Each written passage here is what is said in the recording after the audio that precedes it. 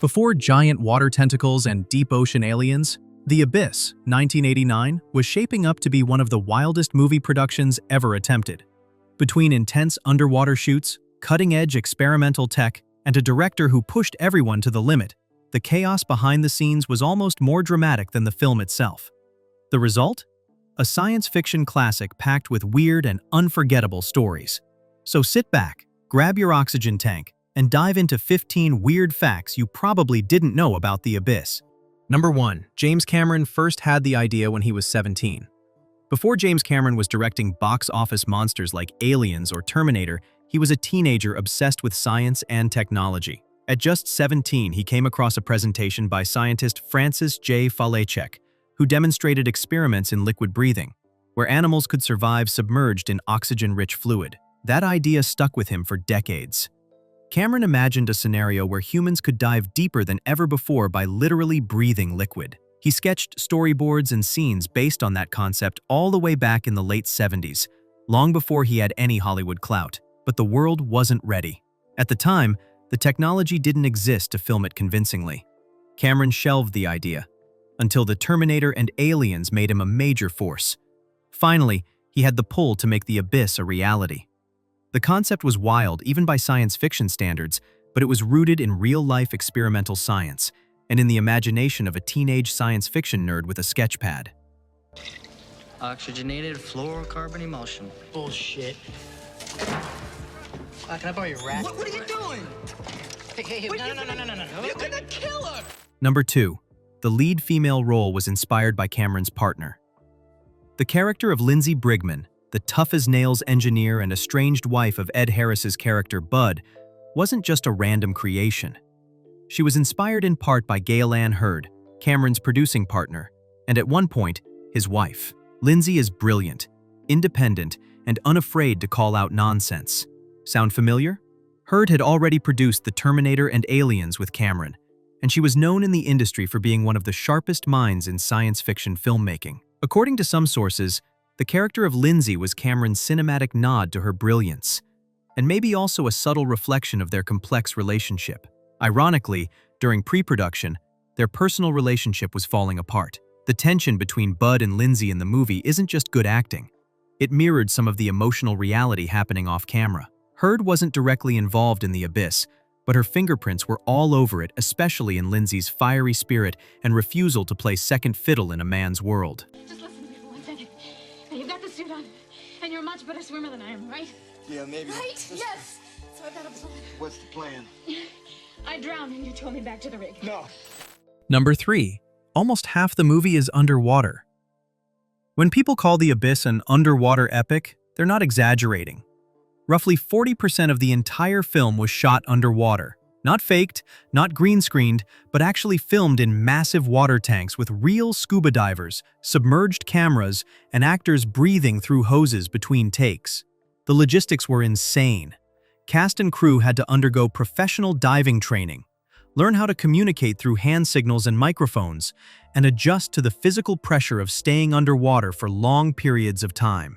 Even speaking lines underwater required a mix of custom-built helmets, modified audio setups, and patience. Traditional camera rigs didn't work well underwater, so the crew had to modify and invent new systems. Breathing rigs, underwater lighting arrays, safety divers, communication relays, almost everything had to be created or adapted from scratch. Even with all that, visibility was a problem. Sometimes the water would cloud from algae or disturb sediment, and hours would be lost just trying to reset the shot. Every underwater scene you see in the movie came at the cost of planning, pressure, and production pain. I'm right here with you, Bud. Bud, this is Lindsay. Please, I'm right here with you. Okay, so try and stay calm. Number 4. They built one of the biggest freshwater tanks in the world. James Cameron needed more than just a tank. He needed a controlled ocean, and no soundstage in Hollywood could handle that. So the team found a decommissioned nuclear power plant in Gaffney, South Carolina that had never gone online, but had 2 massive containment buildings perfect for repurposing. They converted the largest of these into a 7.5 million-gallon freshwater tank, still one of the largest ever used for a film set. It was dubbed the Abyss Tank, and became a legend in the film industry. They lined the structure with blackout material to simulate total darkness and installed underwater lighting rigs to mimic deep-sea lighting. A second, smaller tank held about 2.5 million gallons, and it was used for simpler setups and insert shots. But this wasn't just swimming pool fun. The water had to be chemically balanced, cleaned constantly to remove algae, and kept at safe temperatures to avoid hypothermia. Sometimes, when algae took over, divers had to go in and scrub the walls manually. And all this? Just to simulate the bottom of the ocean. It wasn't fake. They built the ocean from scratch. Number 5. The tank sprang a massive leak right away. So, you filled up a 7 million gallon tank, you've built the set, you've rigged the lights, and then the wall cracks open. On day 1 of filming, the newly built tank began leaking at a rate of 150,000 gallons per minute. It was a disaster. Water poured out so fast they couldn't keep it filled. Cameron and his team had to call in dam repair specialists to fix the leak, using materials more common in civil engineering than movie production. But it was only the beginning. Storms would later rip the blackout tarp, exposing the set to daylight and forcing nighttime shooting schedules. Algae bloomed uncontrollably.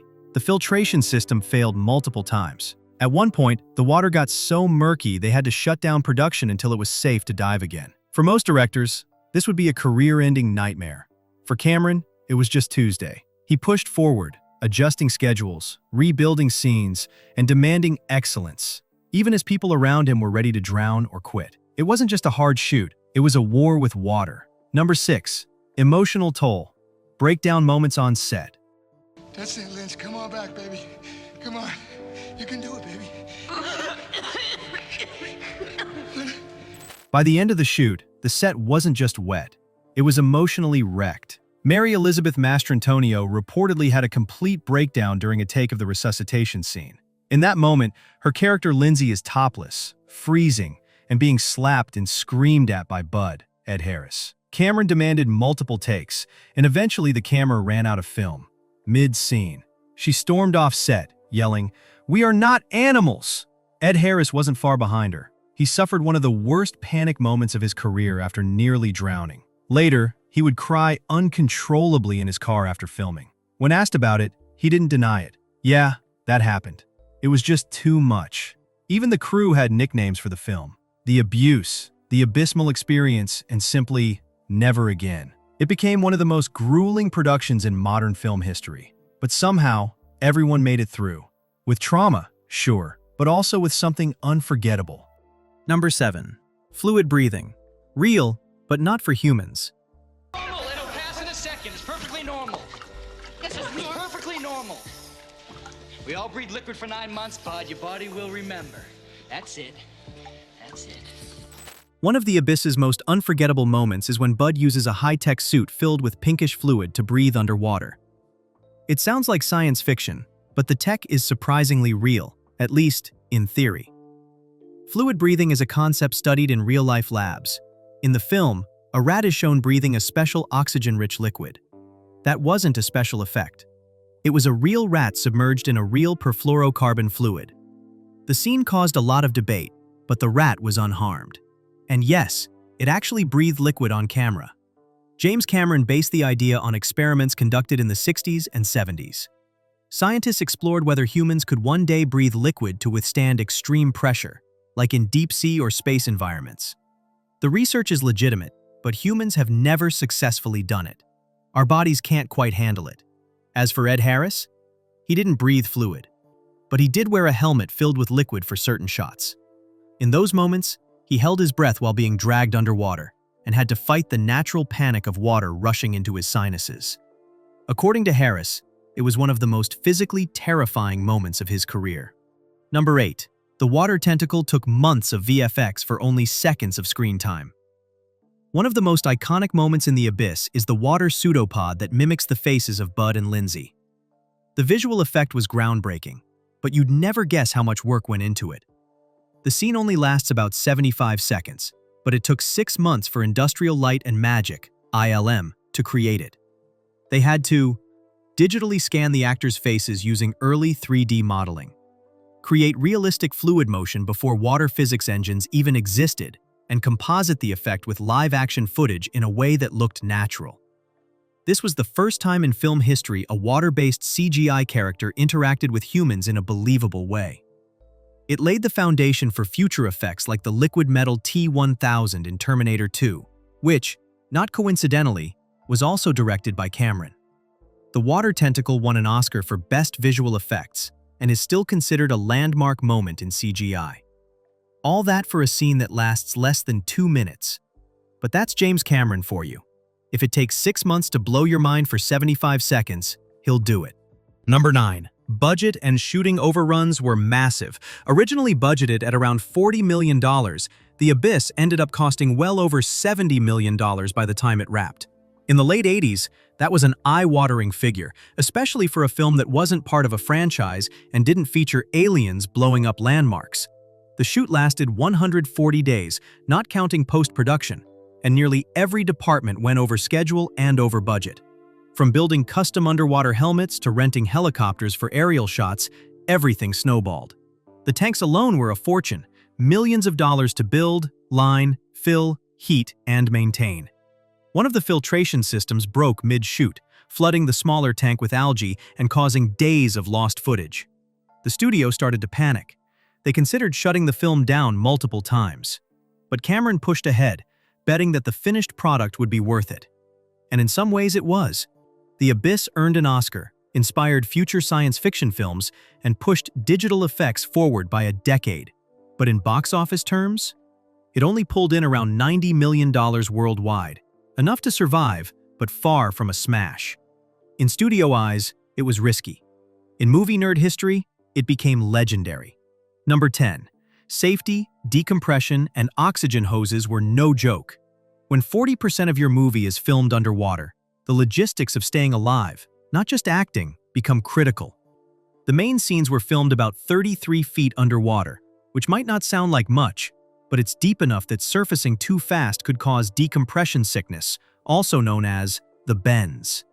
That meant the actors couldn't just pop up for air between takes. Instead, they were surrounded by a full-time dive safety crew, with oxygen hoses and emergency backup divers ready to go. There were decompression chambers on site, and safety protocols rivaled those of real underwater drilling operations. Actors had to train not just to dive, but to manage their own buoyancy, read depth gauges, and stay calm if something went wrong. Ed Harris and Mary Elizabeth Mastrantonio weren't just memorizing lines, they were learning how not to die. According to crew members, at least one stunt diver passed out underwater during production and had to be revived. The film set wasn't just ambitious, it was a pressure cooker, literally. Number 11. Extreme filming conditions were mentally and physically tough. The schedule for The Abyss was as brutal as the environment. Cast and crew worked 6-day weeks, often clocking 70 hours or more in waterlogged, freezing conditions. The water temperature was kept between 72 to 75 degrees Fahrenheit, 22 to 24 degrees Celsius. Enough to avoid hypothermia, but still cold enough to sap your energy fast. It wasn't just physically exhausting, it was mentally draining. Filming underwater takes longer than normal, and most scenes had to be reset over and over again.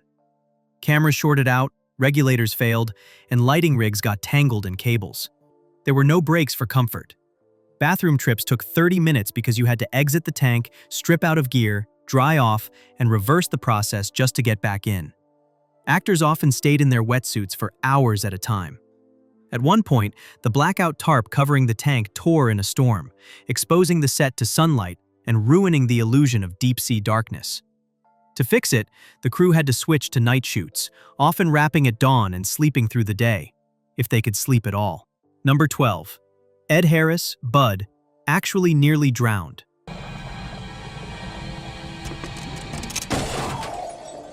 By now, you've probably guessed that making The Abyss was dangerous, but in one moment, it got terrifyingly real.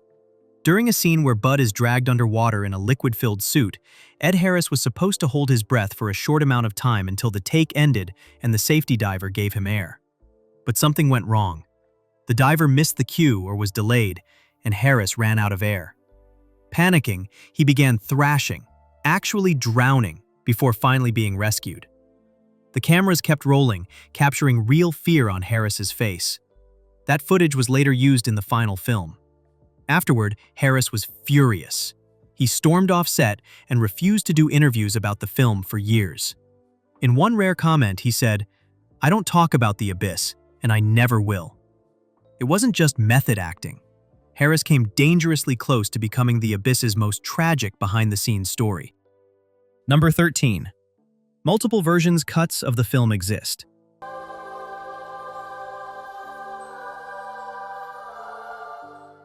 If you watched The Abyss when it came out in theaters in 1989, you saw the short version. But that's not the version James Cameron wanted you to see. The theatrical cut clocks in at around 2 hours and 20 minutes, but there's a much longer special edition that runs over 170 minutes and restores about 28 minutes of footage. And those extra scenes? They completely change the tone and message of the film. In the original version, the aliens, aka NTIs, non-terrestrial intelligences, rescue Bud and reveal themselves with a peaceful, mysterious glow.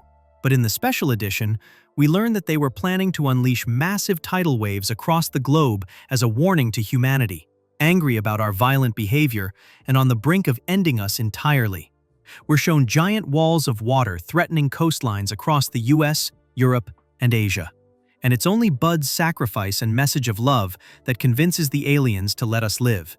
It turns the ending from mystical to global judgment. The studio made Cameron cut this for time, but also because the VFX weren't finished. The special edition finally arrived on VHS and Laserdisc in the 90s and later DVD, and is now considered by fans and Cameron the definitive version. Number 14. The Abyss was almost a religious parable. James Cameron has said that The Abyss was never meant to be just a thriller. It was a story about humanity's spiritual awakening.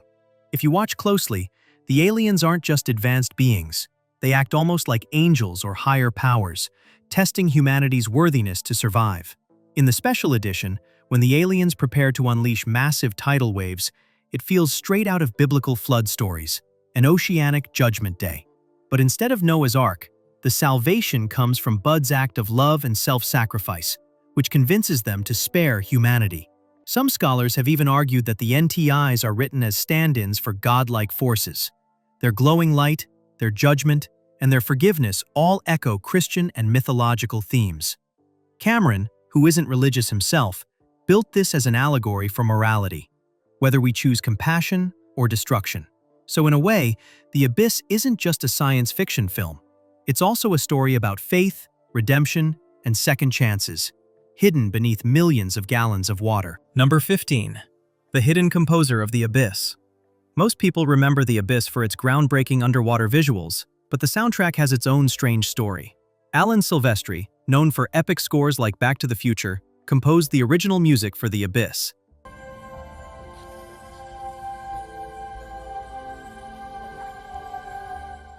However, when James Cameron released the special edition of the film, which added over 25 minutes of footage, Silvestri was unavailable to return and score the new scenes. Instead of bringing in another big-name composer, the studio reused the temp tracks created by a lesser-known composer named Robert Garrett. These temp tracks are usually placeholders used during the editing process, not meant for final release. But in this case, Garrett's work became the actual soundtrack for the extended scenes. The result? A tonal shift that keen-eared fans noticed immediately. Silvestri's original soundtrack blends orchestral and synthesizer elements with sweeping emotional cues, while Garrett's editions are more ambient and minimalistic. It's one of the rare cases where two composers with totally different styles share the same movie score, without ever collaborating. So there you have it. 15 weird, wild, and fascinating facts about The Abyss that go beneath the surface, sometimes literally. If you dig science fiction movie trivia like this, hit the like, subscribe, and drop a comment. Which of these blew your mind? May your tanks stay leak-free and your tentacles stay tame.